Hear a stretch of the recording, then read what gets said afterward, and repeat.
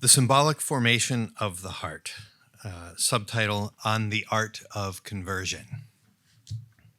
Toward the end of what is no doubt the most famous image of education in Western literature, Plato's allegory of the cave,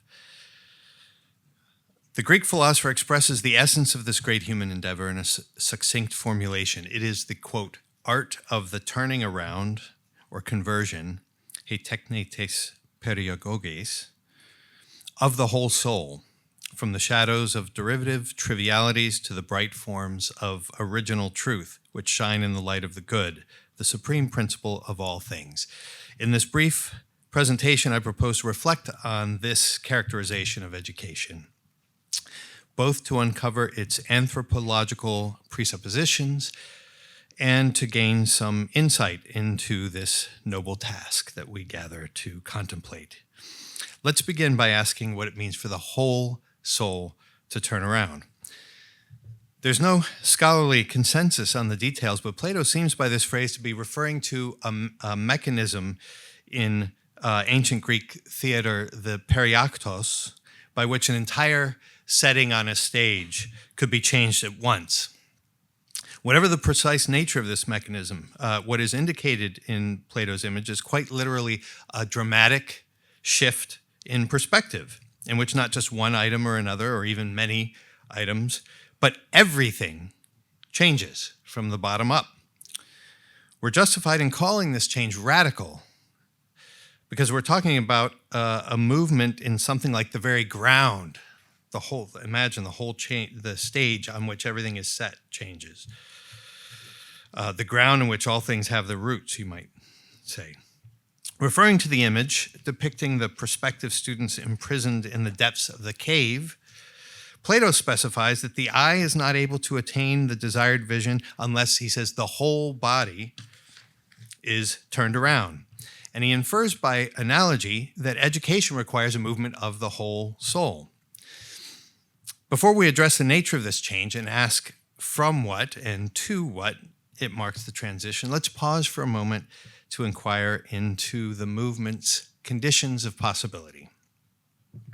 Plato, as I said, insists that this conversio involves the whole soul. We would certainly want to make explicit here something only implied in Plato's description, namely that the whole soul cannot be turned around without the body coming with it, which is to say that what turns around in education is the entire person, body and soul, the integrated unity of the two, taken as a whole.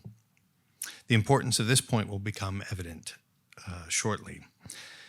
Now, to speak of the turning around of the whole person implies two, I think, remarkable things. First, that the person can be said to be fundamentally oriented, or in other words, that the soul is disposed at its root in one direction or another. And second, that the person has a center, a point around which it is able to turn precisely as a whole. Now, Plato himself does not allude to a central point in the soul in his depiction of education. And indeed, he doesn't elaborate the image of conversion in much detail, which means that, as often happens in reading Plato, we have to interpret. We're left to work out some of the basic questions for ourselves. So let us ask ourselves, what is the anthropological point around which the person turns? What is the proper center of man? Now, I'd like to propose that the proper center of man is the heart. I'm going to summarize now, in order to keep within 30 minutes, 5 pages where I give an account of what the heart is. But it's really crucial. We tend to think of the heart, when we speak of it in a context like this, to think of it as a metaphor and basically just mean our emotional life or something like that, what's personal to us. But I want to insist, and I give some argument for this, that the heart is an ontological principle. And one can draw on the tradition stemming from Aristotle into the scholastics that sees the heart as the living center of man. Aquinas says that the the soul is the form of the body. We all know that. But in his treatise on the heart, on the movement of the heart, he says the soul is the form of the body and principally of the heart. And if you think about that, what is the heart? It's precisely the activity by which we live, what makes us a living being. And to be alive is to enact the unity of body and soul. So the argument that I would like to propose, maybe we can elaborate in questions, is that the heart, in a certain sense, is precisely the place where body and soul connect, you might say. So it's not just a physical organ, and it's not just a metaphor, but it's simultaneously physical and spiritual. It's precisely this animating center. And as that, you see, it represents a kind of a unity of body and soul, and therefore of spirit and matter. This is the heart of what it means to be human, no pun intended, I suppose, is in a way expressed in the heart. Now, the classical tradition has also designated the heart as the seat of perception, which is much more interesting than it sounds. There's a greater argument one can give for that than we might think.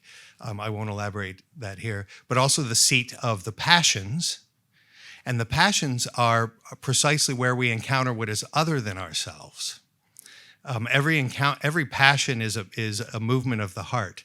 So if you think about this, it's amazing. The heart is the point at which, you might think of every beat of the heart as a kind of recapitulation of my being, of myself, in my unity of body and soul. But it's precisely in that recapitulative movement that I encounter the other in perception and in the passions. So it's a profound sort of unity. Okay. So I would like to suggest then that the heart is the symbol, in the strong sense of the word, of the unity of the person. Note that the word is not metaphor, but symbol, which comes from the Greek sun, meaning with, and the verb balein, meaning to cast or to throw. A symbol is a joining together. In this case, the joining together of physical presence in time and space with spiritual or matter transcending meaning. A mere metaphor does not join anything together except in a wholly accidental fashion, therefore superficially. One can give a better argument for metaphor, but just to strike a contrast. We have in this case a physical token of some sort on the one side, and then on the other side some concept or idea to which the token is taken rather arbitrarily to refer. A symbol, by contrast, is far more intimate and profound. It is a proto-sacrament, a sign that not only signifies but affects what it signifies. In a symbol, the meaning is, so to speak, physically present. The meaning is physically present. To speak from this perspective of the heart as the symbol of the person is to say that the heart is the principal, but not exclusive, the principal place wherein the soul takes on flesh. Note that, however mystical this might sound, it is simply a more responsibly philosophical way of saying that the beating of the heart is what keeps the organism alive. On this score, significant questions are currently being raised regarding brain death criterion, the role that the heart plays. I'm going to skip that too. But it's really interesting. We're sort of rediscovering the centrality of the heart to the life of an organism, and specifically of a human being. In short, the heart is not a physical thing that allows itself to be interpreted metaphorically as the center of emotional life or other spiritual activities. Instead, it is simultaneously and inseparably a physical thing, a spiritual thing, and a soulish thing. As a simple symbol, it is a multi-dimensional unity. The suggestion is that this reality is the central point of the person. So not only where body and soul meet, and so where life happens, but also where the interior symbolic place wherein the person encounters what is other than himself, where he encounters God, the world, and other people. An encounter expressed in the passions, and the place, therefore, wherein his deepest spiritual acts occur. place, again, in the symbolic sense. Not merely physical, but not physical. If this is true, it means that when we speak of the activity of the heart, longing, meditating, perceiving, we're saying that these activities emanate, as it were, from the whole person, from his concentrated center.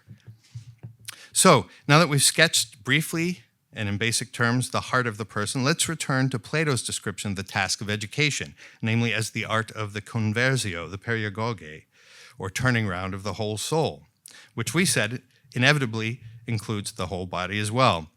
As we recall, I pointed out that there are two assumptions built into this description, which we're now in a position to reflect on more concretely. On the one hand, the description assumes that the person is oriented in a certain way, that his being points, so to speak, in one direction or another, such that it can be turned around.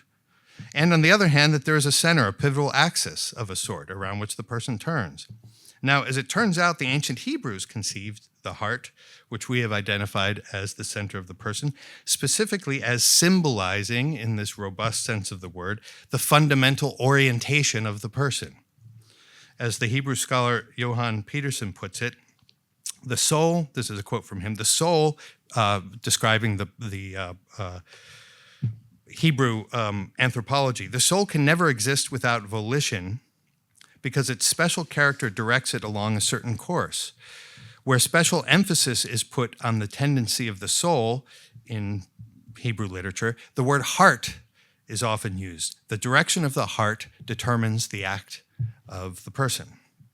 So, if the human heart is indeed a symbol of man's basic orientation toward the world, toward his other, what exactly does it mean to describe education as a reorientation? From what and to what? As we mentioned briefly at the beginning, Plato explains the conversio brought about by education as a transition from darkness to light, and that's, of course, become one of the most successful metaphors in history on education. We have the metaphor of learning, which is the enlightenment of the mind that saves it from the shadows of ignorance. In the context of Plato's allegory of the cave, the shadows are things thrice removed from their actual reality. The reflections, he says, of imitations of real things, and by real things he means the spiritual realities. The essential point for us here, I won't go into detail about Plato's concept, but the essential point here is the direction of the movement. Education implies an introduction to reality, as Robert Spaemann put it in the essay that's been referred to a couple of times. It's essentially an ever deeper penetration into what is real, a movement, we might say, into the heart of things, and that is metaphorical there. Heart speaks to heart, cor ad cor loquitur, to cite Newman's motto. We'll come back at the end to the question why this movement should be conceived as a conversion, and whether or in what respect it makes sense to speak of an art of conversion. But before we broach that theme, let's reflect a bit more concretely on the way education is able to move the heart and therefore the whole person. It's important to note, first of all, that this movement, as we've been describing it, is a movement of the whole person precisely as a whole, and not simply as an accidental collection of parts, a heap, to use Aristotle's language. One might be tempted to think of an education of the whole person, a phrase we've heard ad nauseum, as a rather fashionable one these days, as indicating a program that addresses each of the parts of human existence. So we offer not only math and science, but also literature and art and religion and gym, and perhaps also economics or computer programming. As a program of such a program of education as a collective totality of parts would inevitably conceive the endeavor as an addition of various bits into the soul, one after the other, a transmission of information, and a piecemeal accumulation of skills. This is, incidentally, precisely the model Plato criticizes in the Republic, into which he presents the conversio as an alternative. The point of our search for the center of the human being was, of course, to be able to see it as capable of being moved as a whole, all at once, so to speak, like the stage setting through the periact. It is not possible to educate the human being properly without addressing the very center of man, and that center, we've argued, is the heart. So what does it mean to address the heart? As we've seen, the heart is essentially symbolic by nature. It joins together, symbolain, that's an act, the beating of the heart, the whole of man, because it joins together spirit and matter, among other things. Indeed, as the paradigmatic organ of life, it is the joining together of spirit and matter. Every beat of the heart, as I said, is a symboline. Because the heart is thus symbolic by nature, I suggest it is most properly moved precisely by symbols. A symbol, as we've said, is embodied meaning, the actual presence in the flesh, so to speak, of spiritual significance. Symbols are potent signs, signs that effect, in some respect, what they signify. An education that aims to move the person as a whole will do so principally, I think, by means of symbols. Not so much instruction as the transmission of abstract information, though, of course, there's an essential place for such things, but as the cultivation of a dramatic encounter with embodied meaning, with meaningful realities that stand before the soul and require the soul to come out of itself to rise up to meet them. It's not possible in the present context to lay out all the details of a program of education, even if that were possible, that would take Conversio as a model, and it would be presumptuous in this limited space to even to sketch out essential principles in any exhaustive sense. So instead, I'm just going to mention 4 things that seem to me to be basic, principally as a way of illustrating the thrust of the argument. If the heart is the center of man, then those things closest to the heart and its proper activity should be at the center of education. One of the things that stands out from this perspective is the essential importance of form. There's no symbol without form. A symbol joins many parts together into one whole. And form, here understood with the German word Gestalt, just is a one in many, a whole constituted in the interrelation of parts. This connection allows us to see, first of all, so this is the first point I want to mention, the pedagogical importance of ritual, or what used to be called manners. There's something directly, even basely, physical in the communication of praxis as form. This is the proper way to sit, to stand upright, to hold oneself, to move in space, to dress for this occasion or for that, to shake hands, to interrupt, to ask a question. More elaborate forms of behavior constitute the higher social and cultural activities, all the way to the highest rituals of worship that culminate in the liturgy. But these physical movements are not only physical, merely locomotive, matters change of place, but are also and inseparably meaningful, the manifestation and so communication of significance. By entering into the shape of such movements, or perhaps at some level, perhaps even being forced into them, one comes bodily to indwell the meaning, which is just what allows the understanding to grasp it. And it's precisely in the form of rising up into it. Aristotle pointed to the necessity of this in ethical education, the formation of character, and in doing so confirmed his general metaphysical insight into the priority of actuality over potency. It seems to me we need to expand this point analogically beyond just ethics and see that because truth is inseparable from goodness, learning at every level and in every area will inevitably express something of an appetitive movement towards what is desirable in itself.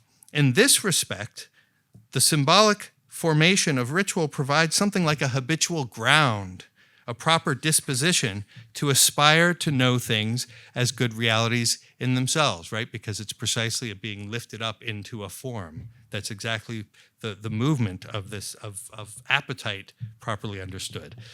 The second thing that stands out in relation to the centrality of the heart is the importance of the imagination. I'm tempted to say the supreme importance of the imagination at the risk of appearing to exaggerate, but I actually think that can be defended in another context. We tend, in general, to think of the imagination essentially as the human faculty by which we produce and enjoy fiction. It's from this perspective the exact opposite of reality, as we heard last night. And so if education is an introduction or conversion to reality, it would have a place, the imagination would have a place in education, it would seem, only to the extent that it can be used as a vehicle to deliver some truth, a moral precept or conceptual insight. It would be the proverbial spoonful of sugar that helps the medicine go down. But this is precisely a non-symbolic understanding of the imagination. Things look profoundly different if we view them from the perspective of the heart, such as it has been described. Already in the classical tradition, the imagination is only derivatively a function of invention, fiction. Principally, it's one of the fundamental interior senses, the faculty by which we perceive the world around us. And that point came up last night. If I had more than 30 minutes, I'd have a lot to say on that. But maybe if somebody wants to ask a question about the imagination, please do. I'd like to suggest, using a spatial metaphor, that the space of the imagination lies closer to the heart, closer to the center of man, than the exterior senses, and as such, it also lies closer to the spiritual perception that properly belongs to intellect. It's the place where meaning is not simply grasped conceptually, but contemplated as actually present, which is to say, in symbolic form. If we indwell meaning bodily in ritual form, meaning indwells us in the soma pneumatikos, the spiritualized body of the imagination. We can only gesture to the point here, but it seems to me that the imagination ought to be conceived as something like the home we are tasked to make in our soul that can be offered to the truth. The various things that we experience as we grow and develop as persons leave an imprint on us, which is to say they impart a certain abiding shape on our imagination. Again, we talked about this last night. These experiences are not only the real encounters and events in our lives, but in what is perhaps a more intense and concentrated way, the things we hear and see, the books we read, and heaven help us, the shows and video clips we watch. The power of such things is incidentally precisely why I think Plato depicted the consumers of images as the prisoners in a cave. These images give shape to our heart and make our soul hospitable or not. They dispose us or not to the welcoming of truth. It is in and through the imagination that we take truth to heart. It is in the imagination that we come properly to rest in the truth that has come to rest in us. The imagination is in this respect not a mere means to concepts or actions. Again, it's not possible to explore and justify the point here, but I'd suggest that the imagination is the ultimate faculty in man, precisely to the extent that the incarnation, the words being made flesh, is ultimate in our relation to God. We never transcend the imagination in that regard. Okay. The third thing is memory. One of the things a person notices in the renaissance of classical education in the U.S. the last 5 decades is what we might call the rediscovery of memory, which I think many of us recognize as a good thing, even if it may be difficult to say why. The centrality of the heart offers at least one reason why it's good. Intuitively, I believe we all sense that there's a particular connection between the heart and memory, and this is something that the classical tradition recognized. I want to make just 2 points in support of this connection. First of all, Augustine, whom we might call the Doctor Memoris, described the memory as the stomach of the soul, and then he apologized for that image as being vulgar. His point seems to be that just as we digest and physically appropriate the material received through our eating from the outside world, so the material we receive from the outside world by means of the activity of the stomach, so too in the memory do we appropriate, that is, take to ourselves and make our own, realities that belong to the spirit. Not exclusively, of course. We have seen that the heart is precisely the vital principle that establishes me as a being in myself and as the seat of the passions, the place where I encounter what is other. In this respect, the heart lies between the two things Augustine compares, and so gives life to the image. The stomach is the physical manifestation and the memory, the spiritual manifestation of the essential movement of the heart, the recapitulation in oneself of what one receives from the other. The second point is the fact that when I memorize something, or as we beautifully put it, when I learn it by heart, I'm taking into my soul a form, a reality that has already been accomplished, some real great thing, which is to say a symbol, a meaningful reality, complete in itself. I'm not simply learning abstract and empty skills and techniques that could be applied indifferently to anything.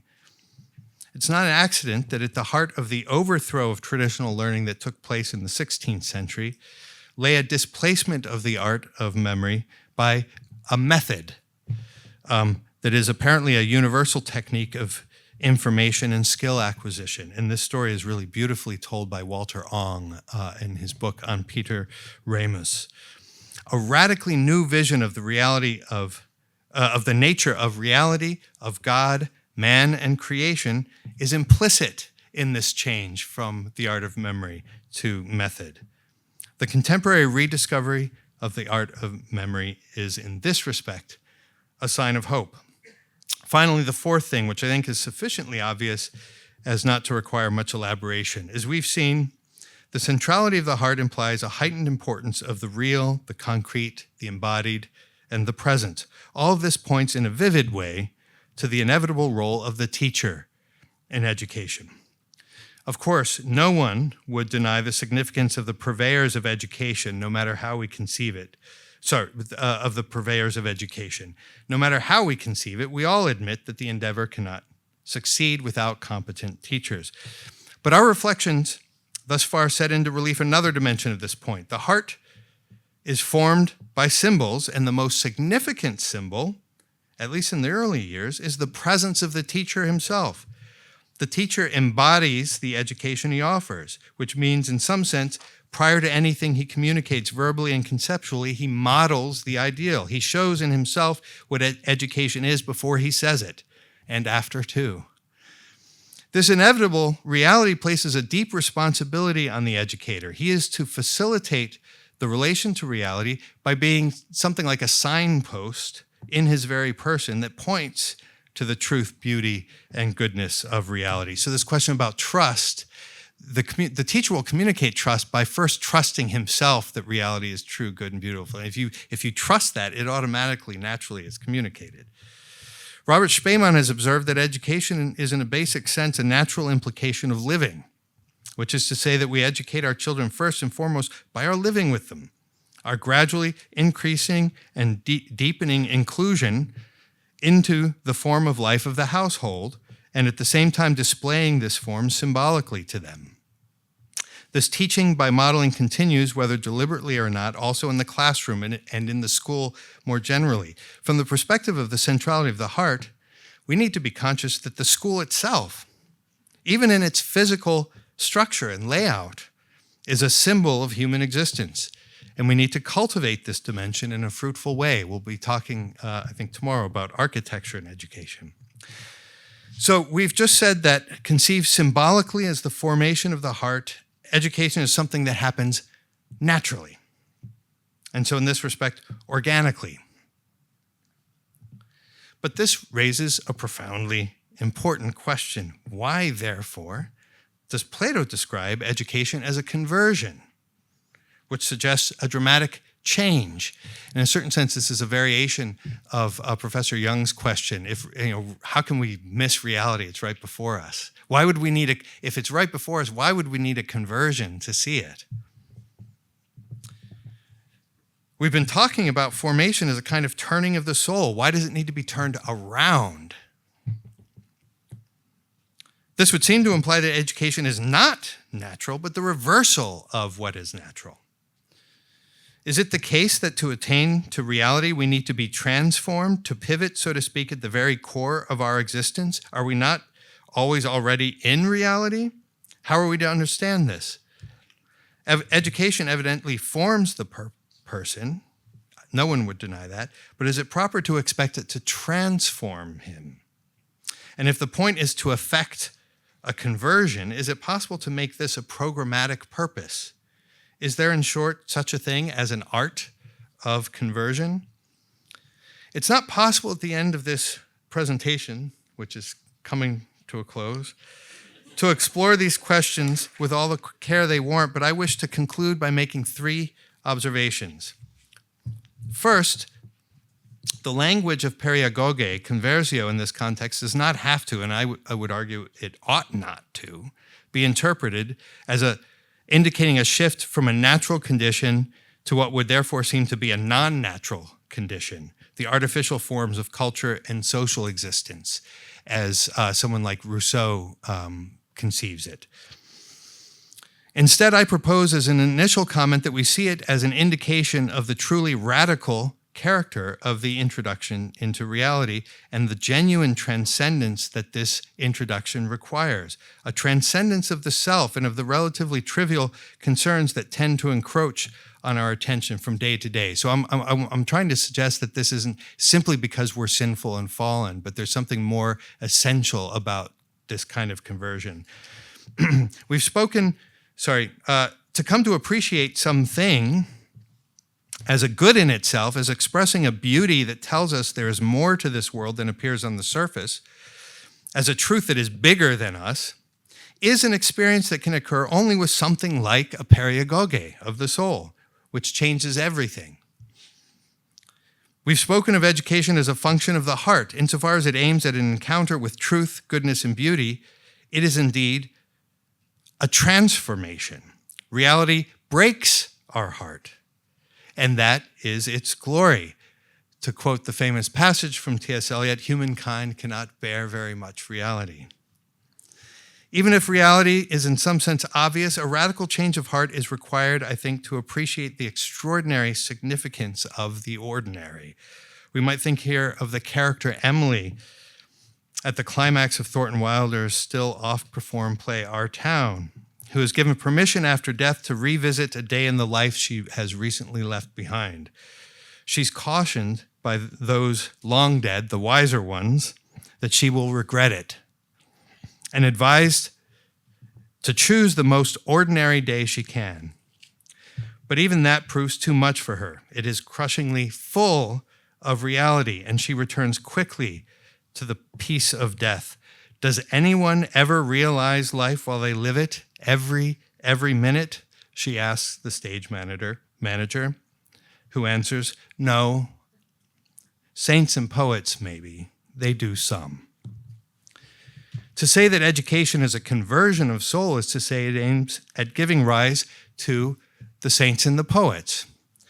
Or to quote Nietzsche, the artists, saints, and philosophers. If you haven't read his essay, Schopenhauer as Educator, before or lately, reread that. It's amazing to see Plato or Nietzsche. This is the young Nietzsche, how idealistic he was in the beginning. The purpose of education is to produce saints, he says. But can we deliberately produce such exceptional souls, in fact? The second observation I want to make is that precisely because of the transcendence in the encounter with the real, there's something ultimately gratuitous about it. We all recognize that a conversion in the properly religious sense requires grace. Faith is a theological virtue, is a gift given by God. It seems to me that the pedagogy of the whole person is something of a natural analog to religious conversion.